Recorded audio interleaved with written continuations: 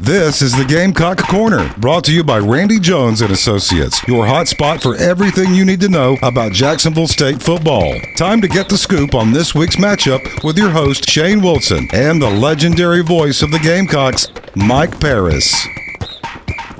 Well, if you're a JSU Gamecock football fan, you know what a roller coaster ride 2024 has been. From the 0-3 start to 8 wins in a row to becoming Conference USA champions on Friday night as they delivered the Western Kentucky Hilltoppers a woodshed whooping in Jacksonville. Final, in case you missed it, 52-12. And we'll be talking about that very shortly as well. Also going to be previewing the Cure Bowl, which is where the Jack State Gamecocks will be headed to take on the Ohio Bobcats. So, very nice bowl game, very nice destination as they head to Orlando, Florida. So let's talk about all of it with the guy who has been the voice of the Gamecocks for more than 40 years, Mike Paris. So, Mike, first of all, good morning. And second, have the Gamecocks stopped scoring in Jacksonville yet? Well, first of all, thank you for having me on. And yes, Tyler Huff and Trey Stewart are still running right now. How about that? For the magnitude of the game, the meaning of the game, conference championship, all that stuff, I thought we were probably as good as any team at Jacksonville State in a game of that magnitude that I've seen. Coaches, you hear it, complimentary football, offense, defense, special teams. I thought we were very good, obviously, in all three phases of the game. For a guy that I thought was going to be on crutches or a boot and whatnot, and knew he was going to play. Tyler Huff, phenomenal. I had seen him coming out of the locker room the week prior, losing the final regular season game at Western Kentucky. He was in a boot and limping. I mean, just badly. I didn't think there was any chance at that point in time he'd play, and so he plays. He had a great first half. Trey Stewart, the great second half, and just defensively, I thought Rich Rod had told me going in that they wanted the game plan was put more pressure on Caden Veltkamp, the quarterback, Western Kentucky, just keep him under duress all the time, and boy, did we do that.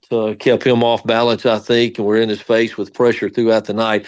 I thought probably defensively it was as good as we played all year. We were more aggressive, and we blitzed more than we had in any other game, and I thought from a defensive standpoint it was just a terrific night for them, and they were averaging about 27 points a game and held them to 12, and in 2 games they only scored 31 against us combined, so something for Coach Olson and his defense. Just it was a great night to be a Gamecock Friday night. It was indeed. Now, let's talk about the bowl game. Now, this is a very unique bowl game in that you guys are not only going to be playing in it, but you're going to be doing some good and helping find a cure for cancer. Tell us, first of all, about the trip to Orlando and the Cure Bowl, and now let's also talk about the Ohio Bobcats. It certainly doesn't get any easier for postseason, does it? No. Only the second time in the history of the Cure Bowl that they have matched up conference champions to go at it. They were very impressive. Dominated a pretty good Miami of Ohio team over the weekend. Won the MAC Mid-America Conference Championship 38-3. First time since 1968, I think, that they had won the title. And so they are riding high after that the victory in winning the contest. So got our work cut out for us, I think, in that one. 10-3 their record. They went 7-1 in regular season play in the league and won as I said, the championship game and won it at a neutral site. Miami had beaten them. Their only conference loss was to Miami of Ohio during the regular season. So obviously pretty good way to come back and avenge it. So I'll be honest, at this point in time, haven't studied them, haven't looked a whole lot at them. But if they're a typical MAC team, they'll be big and physical, maybe not quite as athletic or quite as quick and fast as some of the folks we see during the season. We played a MAC team earlier this year in Eastern Michigan.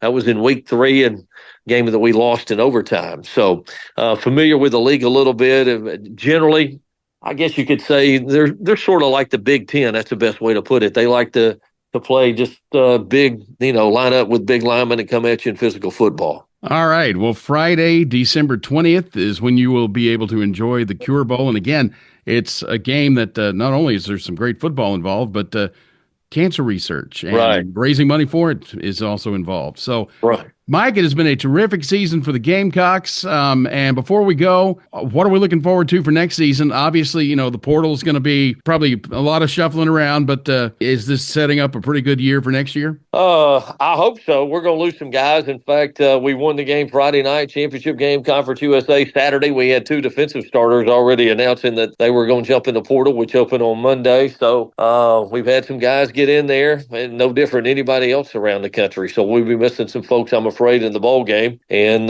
just a way of life. So, Rich Rod, the last 2 years, this year, 50 to 60 new guys. Last year was about 50. So, and it's not just Jacksonville State, it's everybody. It's the way of the world now in college football, or college athletics, rosters, even in basketball. You got turnover, quite a bit of turnover. I think probably you can expect on an average with any football program, probably 15 to 20 every year. That a minimum 15 to 20 changes that you'll lose from a team from one year to the next. So hopefully we'll be able to replace those guys.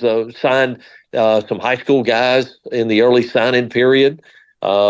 And they like those guys, so hopefully they can step in maybe and contribute. We've had some freshmen contribute this year, so hopefully those guys will step in and help us in 25. Well, Mike, it's been a wonderful season. Again, we weren't sure how it was going to go after those first 3 games, but it has turned out splendidly, and we'll do this all over again in August, and thanks for hanging out in the Gamecock Corner with us for one last time. Hey, I greatly appreciate it, and get ready. August will be here before you know it. We'll get ready for another season. Thanks, Shane. Well, it seems like just yesterday we were talking about getting this season started, and now it comes to an end for the Gamecocks.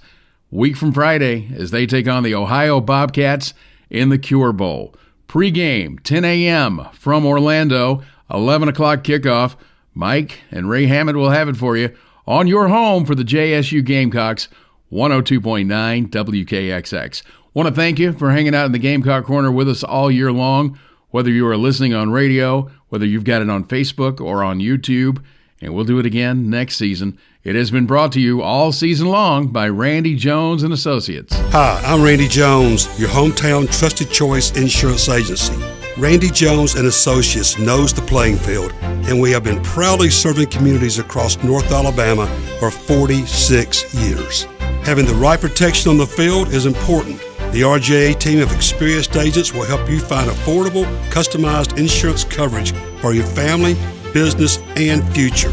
Stop by a local Randy Jones Associates office for a free, no-obligation quote or complimentary policy review.